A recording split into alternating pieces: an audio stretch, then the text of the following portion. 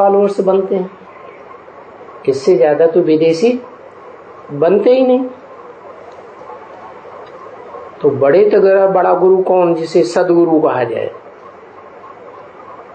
सत माना जो हमेशा रहे, कभी विनाश न हो, उसको सत्य कहा जाता है। तो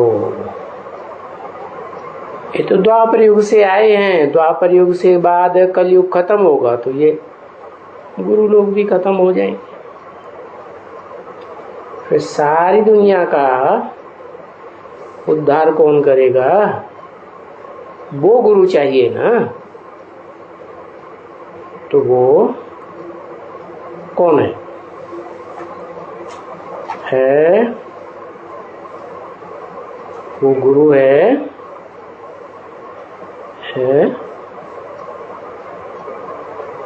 जिसको कहते हैं सदगुरु मिला दलाल। दलाल के रूप में है, माना साकार है। हाँ, किसकी दलाली करता है? निराकार की दलाली करता है।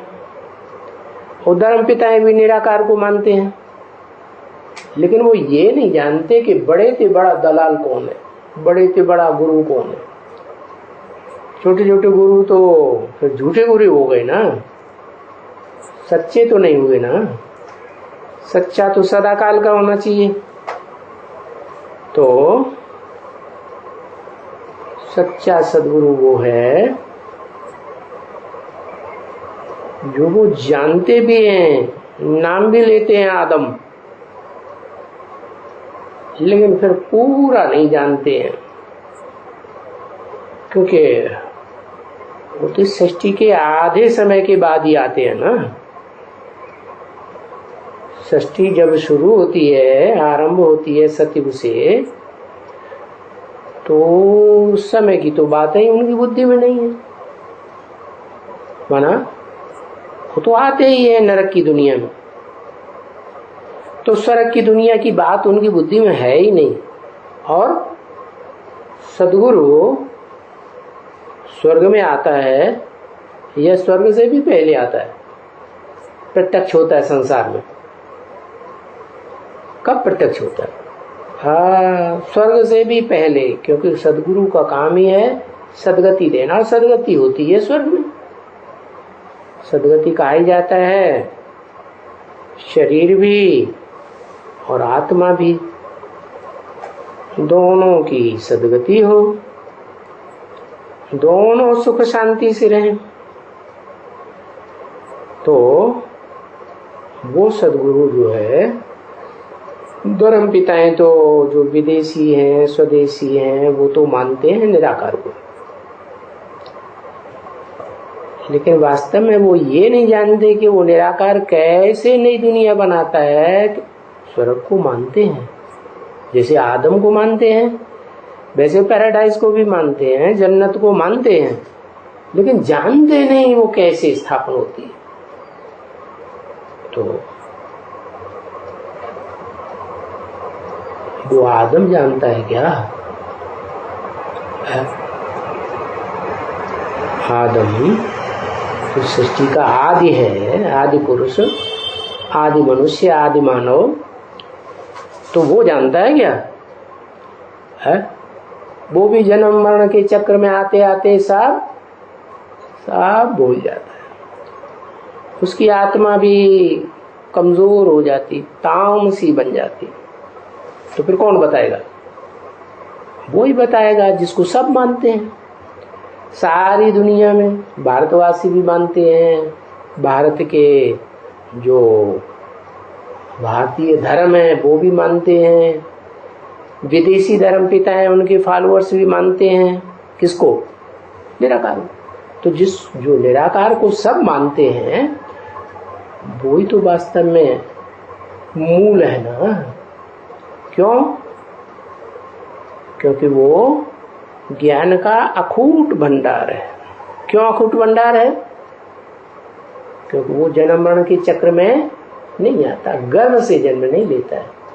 वो जैसे धर्म पिताएं प्रवेश करते हैं, जैसे क्राइस्ट ने जीसस में प्रवेश किया, ऐसे ही वो आता है तो आदम में प्रवेश करता है। वो है उसका मुकर्रर रथ। और साकार भी है, तो उसी को कहा जाता है शिव, माना निराकार, बाबा माना साकार।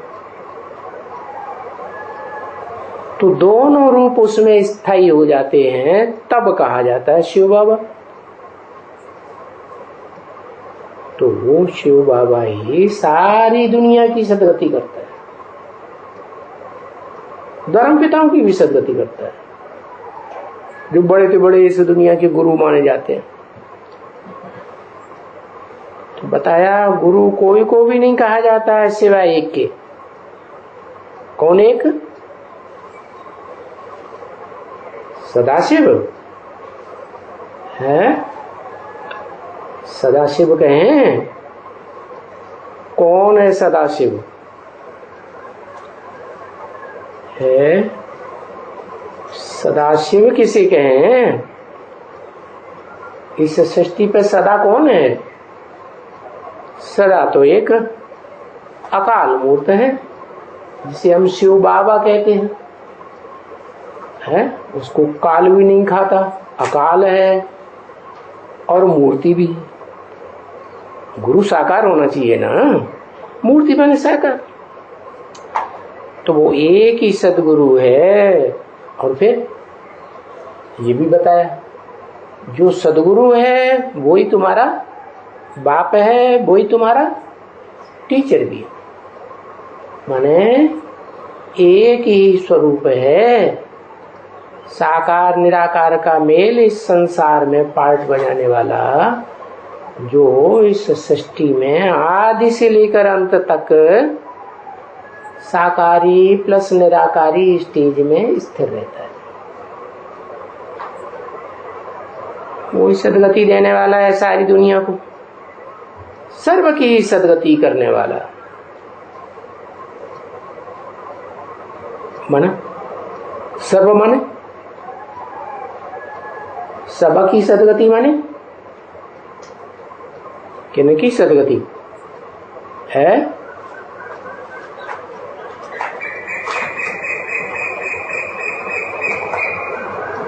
500-700 करोड़ की सदगति करता है। अच्छा, माना और जो प्राणी है उनकी सदगति नहीं होती है? क्यों है? अरे उनकी सदगति होती है कि नहीं है? सदगति होती है। वो स्वर्ग में जाते हैं, है? जाते हैं। तो बताया जो श्रेष्ठ प्राणी हैं वो सदगति में जाते हैं, पूर्ण सदगति में। उनमें भी नंबरवार है। क्या जिसे कहते हैं ना 84 लाख योनियां हैं। तो जन्म कितने हैं? मनुष्य के जन्म 84, ज्यादा से ज्यादा। तो 84 जन्मों में वो 84 लाख योनियां आती रहती है। हर जन्म में 1 लाख योनि श्रेष्ठ ते श्रेष्ठ उतरती है। तो सबकी सदगति मना ऐसे नहीं कि सिर्फ 8 की सदगति करता है, 8 की भी नंबरवार है कि एक जैसी है? 8 की भी कहेंगे नंबरवार। तो इस सृष्टि में जितने भी प्राणी मात्र हैं, जिनमें प्राणवायु चलती है, ये प्राणवायु है ना, बाहर निकलती है अंदर आती है, अपान वायु उदान वायु। तो बताया जो भी प्राणी मात्र है, प्राण शक्ति उनमें काम करती है, उन सब की सदगति करने वाला एक है। कौन? शिव बाबा। साकार भी है और निराकार ज्योति बिंदु आत्मा भी है। उसकी यादगार शिवलिंग बनाते हैं।